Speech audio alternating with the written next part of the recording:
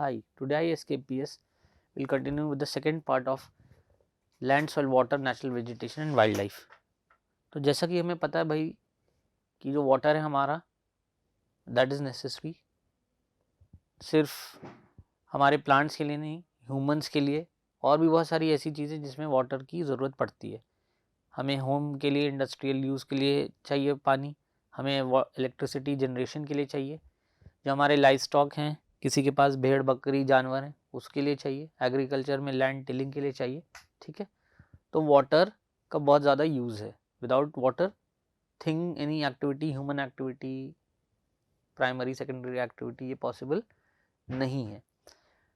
और वाटर का कंजम्पशन लगातार बढ़ता ही जा रहा है, जैसे जैसे नई इंडस्ट्रीज, जैसे जैसे ह्यूमन हैबिटेशन बढ़ती जा रही है, वाटर का यूज़ बढ़ रहा है। ठीक है, अब वाटर एक ऐसी रिसोर्स है जिसका हमें बहुत ज़्यादा ख्याल रखना पड़ेगा। We have to conserve it.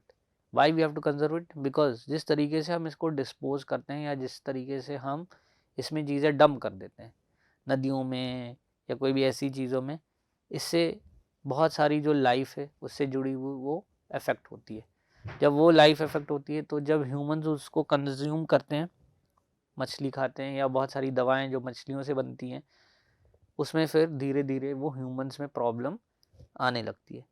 तो we have to take care of water. Water कैसे डिस्ट्रीब्यूटेड है? ज़्यादातर जो हिस्सा है वाटर का तो वो सॉल्ट वाटर है, ओशियंस हैं, सीज हैं, वो ड्रिंकेबल नहीं है। ठीक है, बट फिर भी हम इतना वाटर हम यूटिलाइज नहीं कर पाते हैं। डेली डेली नदियों से पानी बह के निकल जाता है, हम उतना यूज़ नहीं कर पाते हैं। तो हमारा यूज़ हो, जस्टिफाइड यूज़ होना चाहिए और सिस्टम से होना चाहिए कि हम भाई जो भी वाटर अगर हम एफ्लुएंट कोई भी टॉक्सिक हम डंप कर रहे हैं तो उसको हम पहले से फिल्टर कर लें, प्योरीफाई कर लें, तब उसको नदी में डंप करें। ठीक है, ओशन हम देख सकते हैं वाटर का क्या यूज़ है। 3/4 of earth surface is covered with water, oceans cover 2/3 of the earth surface, they support rich plant animal life. Fresh water का सिर्फ 2.7% हिस्सा है अर्थ में। ठीक है, ये आइस शीट्स ग्लेशियर्स के तौर पे है। ठीक है, फिर उसके बाद हम देखते हैं 1% of water is available and fit for human use. इसको फिल्टर किया जा सकता है। ग्राउंड में हमारे पास वाटर होता है, रिवर्स में वाटर होता है। पहले रिवर्स का वाटर ईजिली आप ड्रिंक कर सकते थे, अब जैसे जैसे उसमें टॉक्सिक बढ़ रहा है तो उसको कंज्यूम करना थोड़ा सा रिस्की होता है। हालांकि गवर्नमेंट्स उसको फिल्टर करके प्रोवाइड कराती हैं। और ये लास्ट पॉइंट है, वाटर ऐसा लगता है कि ख़त्म हो गया, लेकिन ऐसा नहीं है। फिर से हमारी रेंज होती है, मानसून में पानी हमारे पास आ जाता है, ग्लेशियर से हर साल हमारे पास पानी आ जाता है। पहले जो आपकी सीजनल रिवर्स है उनके ग्राउंड वाटर सोर्स से पानी आ जाता है। तो वाटर का एक साइकिल मेंटेन रहता है। ठीक है, प्रॉब्लम्स क्या है फ्रेश वाटर के साथ? प्रॉब्लम आप देख सकते हैं, हमारे पास एक एग्जांपल है अफ्रीका, वेस्ट एशिया और इन जगहों की।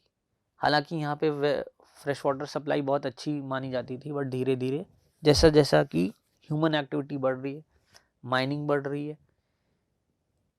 इनडिस्क्रिमिनेट यूज़ हो रहा है। सबसे ज़्यादा जो प्रॉब्लम है वो इनडिस्क्रिमिनेट यूज़ है। इसको हमें केयर करने की ज़रूरत है, इसको रोकने की ज़रूरत है। ठीक है, then we have this in both hemispheres, you can see there is not enough water. वो रीजन आपके डेजर्ट हो गए, सहारा, अरेबियन, गोबी डेजर्ट। ये भी एक प्रॉब्लम रही, हमने तरीके से वाटर का यूज़ नहीं किया या उसके चैनल्स को हमने बनाया नहीं। ठीक है, तो वाटर एक प्रॉब्लम हो गया, ये रीजन्स डेजर्ट हो गए। अब फिर यहाँ पे धीरे धीरे यहाँ पे वाटर को हार्नेस करने की, कंजर्व करने की कोशिश हो रही है और ये धीरे धीरे कुछ हिस्से इसके हरे हो रहे हैं। ठीक है, फिर वाटर का जो सरफेस वाटर होता है, रेन वाटर होता है, उसका हम सही तरीके से, हमारा प्लान नहीं है कैसे उसको सेव करना है।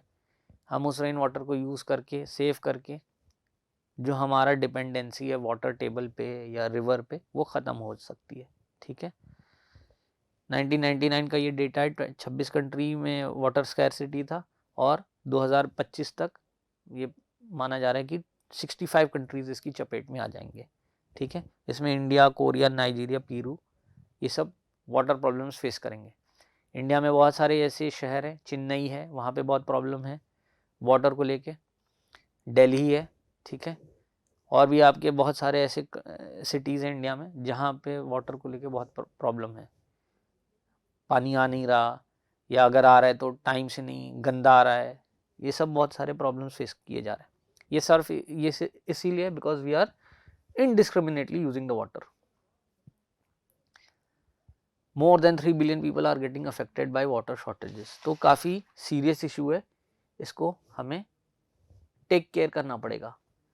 What are the problems of water quality?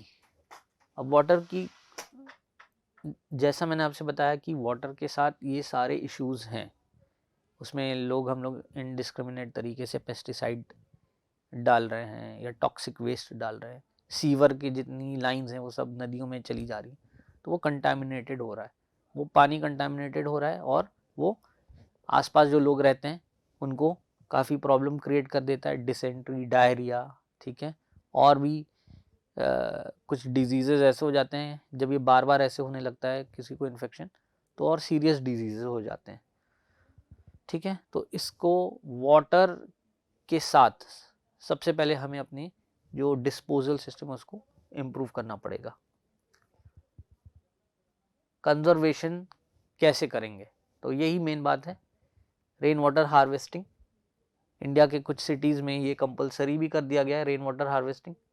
Efficient irrigation होना चाहिए, स्प्रिंकलर्स का यूज़ करें, सिर्फ पानी की जो चैनल्स हैं, नाल जो आपके फार्म्स में बना दिए जाते हैं चैनल्स, ठीक है, तो उसमें पानी बह जाता है, वेस्ट हो जाता है, तो उसको हम स्प्रिंकलर वाटर का यूज़ करें कि थोड़ा सा पानी मिल जाए प्लांट को, उससे उसका काम चल जाना चाहिए। रिसाइकल्ड वाटर का हम यूज़ करें, ठीक है, सिस्टम बनाएं कैसे जो हमारे एसी से जो पानी निकल रहा है क्या वो किसी यूज़ में आ सकता है या नहीं आ सकता है, ठीक है, और जो इंडस्ट्रियल वाटर है या जो आरओ से हमारा पानी निकलता है, ठीक है, उनका किस तरीके से उसको कैसे चैनलाइज किया जा सकता है किसी अच्छे काम के लिए, ठीक है। तो हम मेन चीज़ ये है कि हम साफ़ पानी से कोई जो बेकार का काम है वो नहीं होना चाहिए, साफ़ पानी सेव होना चाहिए। अब हम साफ़ पानी क्या करते हैं, हमने अपनी टंकियों में भरा और वो फिर फ्लश हो गया, तो आरओ के पानी को हम, जो आरओ से जो वेस्ट पानी निकलता है उससे हम फ्लशिंग का कोई सिस्टम बना लें। इस तरह से कुछ चेंजेस करके हम इम्प्रूवमेंट कर सकते हैं। अब वाटर का काम और भी है इसके अलावा, जो रिवर्स में आपका वाटर आ रहा है, कुछ ऐसे पॉइंट्स हैं जहाँ पे हम डैम्स बना सकते हैं। डैम्स बनाने से हमें कुछ फ़ायदा मिल जाता है वाटर से, हम उससे इलेक्ट्रिसिटी जनरेट कर सकते हैं, ठीक है। वहाँ के जो आसपास लोग रहते हैं उनको फ़िशिंग के लिए थोड़ा सा आसानी मिल जाती है, आसानी हो जाती है, एक एरिया से वो फिशरीज़ कर सकते हैं, तो इस तरह से वहाँ पे कुछ इंडस्ट्री बन जाती है। लेकिन बहुत ज़्यादा डैम्स भी हमें बनाना नहीं चाहिए, इससे फ्लड के इश्यूज़ या बहुत सारे अर्थक्वेक्स, इस तरह की जो रिस्क हैं इसकी भी टेंडेंसी रहती है। तो ये कुछ इंपॉर्टेंट रिवर वैली प्रोजेक्ट्स हैं हमारे पास। दामोदर वैली कॉरपोरेशन, ये आपका दामोदर नदी पे है, ठीक है, ये आपको मिलेगा बंगाल में। भाखरा नंगल है, ये पंजाब एरिया में आपको प्रमुख डैम है वहाँ का। हीराकुड महानदी रिवर पे उड़ीसा में आपको मिल जाएगा। छत्तीसगढ़ में भी इसकी जो वाटर सप्लाई का वो है बेनिफिट्स वो मिलते हैं। तुंगभद्रा, ये आपको आंध्र प्रदेश में, ये तुंगभद्रा नदी पे है। चंबल, गांधी सागर, कोटा बैराज, ये आपके कोटा में आपको मिल जाएगा। राजस्थान और एमपी के एरियाज़ जो है वहाँ पे आपको बिजली सप्लाई और दूसरे बेनिफिट्स मिल जाते हैं। रिहन जो है, ये रिहन प्रोजेक्ट बहुत बड़ा प्रोजेक्ट है, ये आपका यूपी बिहार की जो पॉपुलेशन है वहाँ पे इलेक्ट्रिसिटी सप्लाई और दूसरी जो एडिटिव चीज़ें हैं साथ में वो प्रोवाइड करेगा। फिर कोसी नदी बिहार और नेपाल, और नागार्जुना सागर ये आपका आंध्र प्रदेश में।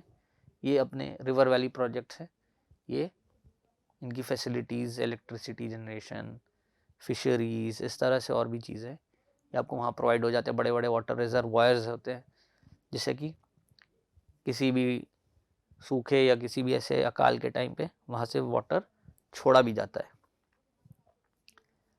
सरदार सरोवर डैम भी है, गुजरात और राजस्थान में इसकी सप्लाई है।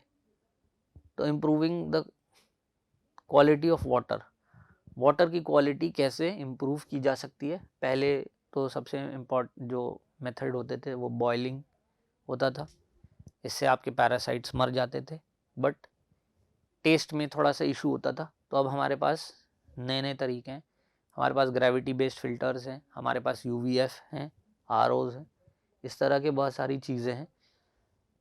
अगर हम वाटर को फ़िल्टर नहीं करते हैं तो इस तरह की जो बीमारियां हैं वो हमारे लिए कॉन्स्टेंट एक इशू बन सकती हैं। ठीक है, तो क्लीन वाटर बहुत ज़रूरी है कंजम्पशन के लिए। लेड की बात आप देख सकते हैं, हाइड्रोकार्बन से वाटर जो कंटामिनेटेड हो जाता है, ऑयल स्पिल्स हो जाते हैं सीज में, इससे ऑक्सीजन की सप्लाई कट जाती है, फिशेस को दिक्कत हो जाती है। डेड फिश नहीं कंज्यूम करना चाहिए, जो लाइव फिश कैच होती है और वो डेड होती है वो कंज्यूम की जाती है, ना कि किसी इंसिडेंट की वजह से जो डेड हो जाती हैं। हार्ड वाटर, सॉफ्ट वाटर होता है, ये भी एक प्रॉब्लम है। इरिगेशन में कहीं पे वाटर ब्रैकिश है, सॉल्टी है, उससे भी आप इरिगेशन नहीं कर सकते हो, वो भी एक प्रॉब्लम है। तो इस तरह के जो इश्यूज़ हैं वाटर के साथ होते हैं, इसके लिए बॉडीज़ बनी हैं कैसे इसको वाटर को कंजर्व किया जाए, नदियों के वाटर को कैसे कंजर्व किया जाए, घरों में जो वाटर सप्लाई आता है उसको कैसे ट्रीट किया जाए। बहुत सारे इसमें काम चल रहे हैं, बट अभी भी हमें बहुत आगे जाना है इसमें।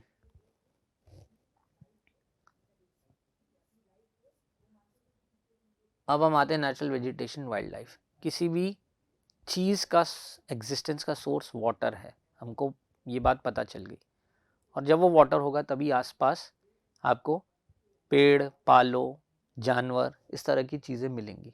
ये सारी चीज़ें क्या बनाती हैं? ये सारी चीज़ें हमारी बनाती हैं इकोसिस्टम, और ये इकोसिस्टम ज़रूरी है। एक फूड चेन बनती है, उसमें एक प्रोड्यूसर होता है और एंड में कंज्यूमर होता है। प्रोड्यूसर कौन होता है? पेड़ होता है। पेड़ क्या बनाता है? खाना। खाता कौन है? कोई भी जीव है, कोई भी इंसान है, वो खाता है। बट ये पेड़ खाना बनाता कैसे है? इसको चाहिए वाटर, एयर, सनलाइट। इसमें सबसे इम्पॉर्टेंट कंपोनेंट जो है वो वाटर है। सॉइल तो उसको मिल गया, लेकिन अगर वाटर नहीं मिला तो उसकी ग्रोथ और सस्टेनेंस नहीं हो सकती, वो मर जाएगा। जब वो पेड़ मर जाएगा तो वो कोई भी फूड नहीं बना पाएगा, और जब वो कोई फूड नहीं बना पाएगा तो कोई भी एनिमल उसको कंज्यूम नहीं कर सकता, और जब कोई एनिमल कंज्यूम नहीं करेगा तो वो डेड हो जाएगा। ठीक है, तो वाटर के साथ ही दूसरी चीज़ें आती हैं। वाटर के बाद आपका नेचुरल वेजिटेशन आएगा और वाइल्ड लाइफ। तो इसलिए गवर्नमेंट ने भी ऐसे सिस्टम्स और ऐसी स्कीम्स बना के रखी हैं कि कहीं पे वाटर का स्रोत है या कहीं पे वाटर का स्रोत नहीं, तो वाटर का स्रोत बनवाया जाता है, आसपास वहाँ पे कोई हैबिटेशन हो जाती है। हैबिटेशन नहीं होती तो वहाँ कम से कम जंगल और जानवर हो जाते हैं, उनके रहने के लिए एक जगह ठिकाना हो जाता है। अगर एनिमल्स की लाइफ डेंजर में पड़ गई वाटर की कमी की वजह से, तो आप समझ लीजिए उस दिन ह्यूमंस की भी लाइफ डेंजर में आ जाएगी। तो we have to think for the other creatures as well as for the human life, balance करके चलना है। हमें ये नहीं कर सकते कि फॉरेस्ट की जगह को एक्वायर कर लिया और अपना सेटलमेंट कर दिया, तो फिर वो हमें किसी न इनडायरेक्ट तरीके से वो अफेक्ट करेगा ही करेगा। प्लांट कवर इंपॉर्टेंट है, प्लांट कवर रहता है, वेजिटेशन रहती है तो बारिश होती है। टेम्परेचर किसी भी जगह का कंट्रोल्ड रहता है। प्लांट के बहुत सारे और भी यूजेस होते हैं, मेडिसिनल भी यूजेस होते हैं, कंजम्पशन यूजेस होते हैं। हमको पता है जो आपके हाईवेज होते हैं वहाँ पे भी प्लांट्स लगाए जाते हैं, दोनों तरफ लगाए जाते हैं शेड के लिए, बीच में लगाया जाता है ताकि रिफ्लेक्शन रोकने के लिए। तो प्लांट के बहुत सारे यूजेस हैं। अगर प्लांट्स से खाली हो जाएगा कोई भी जगह तो वो डेजर्ट हो जाएगी, वहाँ कोई भी ह्यूमन लाइफ एग्जिस्ट नहीं कर सकती। ठीक है,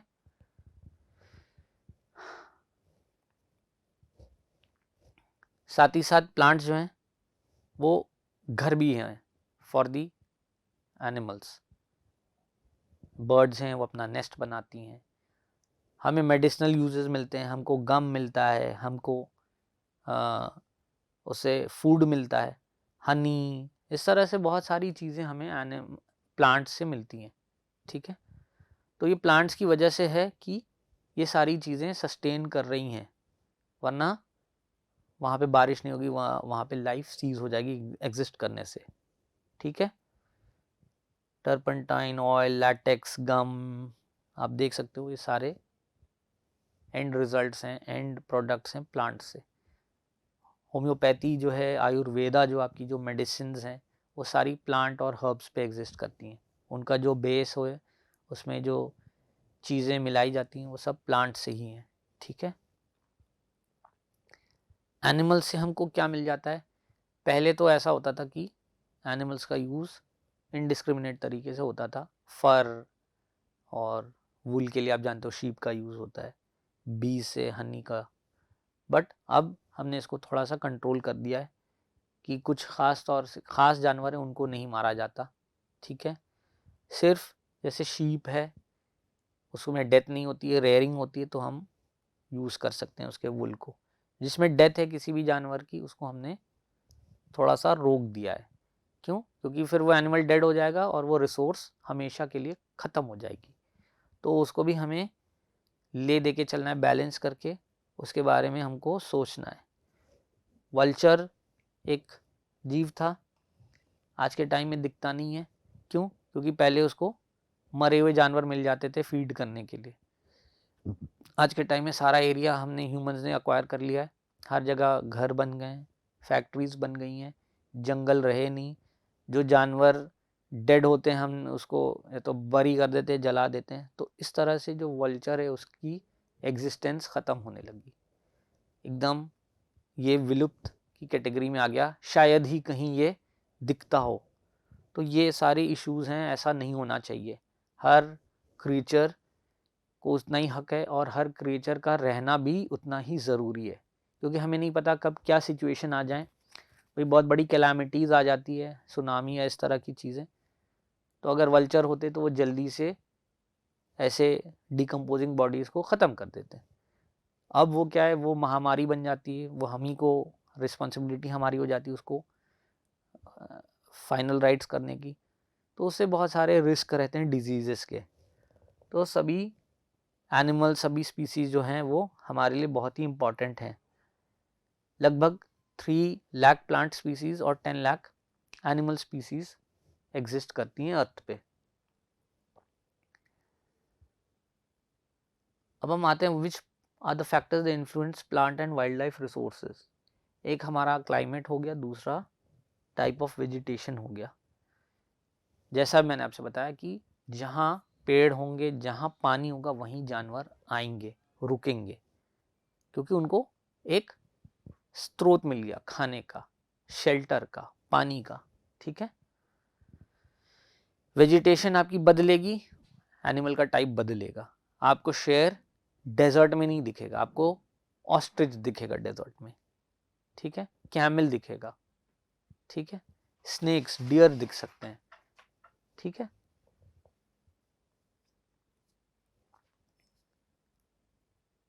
फिर ये काइंड ऑफ सॉइल, विंड और रिलीफ, ये भी एक प्राइमरी फैक्टर्स हैं किस तरह के जानवर आपको किसी एरिया में दिखेंगे।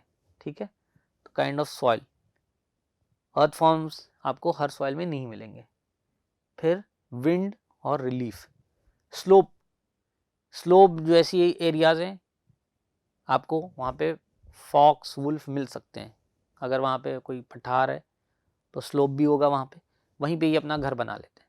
अब आप प्लेन्स में सोचो कि हाइनाज और वुल्व्स होंगे, ऐसा नहीं होगा, क्योंकि प्लेन में उनको ईजिली ढूंढ के मारा जा सकता है, उनके छिपने की जगहें कम हैं। तो ये ऐसी जगहों पे रहेंगे जहाँ पे इनको कोई रिलीफ, कोई शेल्टर प्लेस मिलेगा। डिस्ट्रीब्यूशन ऑफ नेचुरल वेजिटेशन, कैसे ये नेचुरल वेजिटेशन डिस्ट्रीब्यूटेड है, इसके दो फैक्टर होते हैं। एक तो अवेलेबिलिटी ऑफ वाटर, पानी का होना सबसे ज़रूरी है। अगर पानी नहीं है तो वो एरिया नेचुरल वेजिटेशन कभी बन नहीं पाएगा। ठीक है, नेचुरल वेजिटेशन होता है जो बिना ह्यूमन इंटरफेरेंस के कोई एक जगह ग्रो हो जाती है, और ऐसी जगहों को फिर पॉइंट करके बायोस्फीयर रिजर्व या ऐसी बना दिया जाता है ताकि उस पर ह्यूमन इंटरफेरेंस या ह्यूमन ऑक्यूपेशन ना हो जाए। क्योंकि ह्यूमन देखेगा अच्छा यहाँ पे हरा भरा है, चलो इसको काट दो, इंडस्ट्री बना दो, प्लॉटिंग कर दो, घर बना लो, और फिर वो वहाँ पे जो एनिमल्स हैं वो जीने से exist, they will cease to exist. ठीक है, तो इंडिया को हम देखते हैं। इंडिया में हमारे अलग अलग पार्ट्स हैं।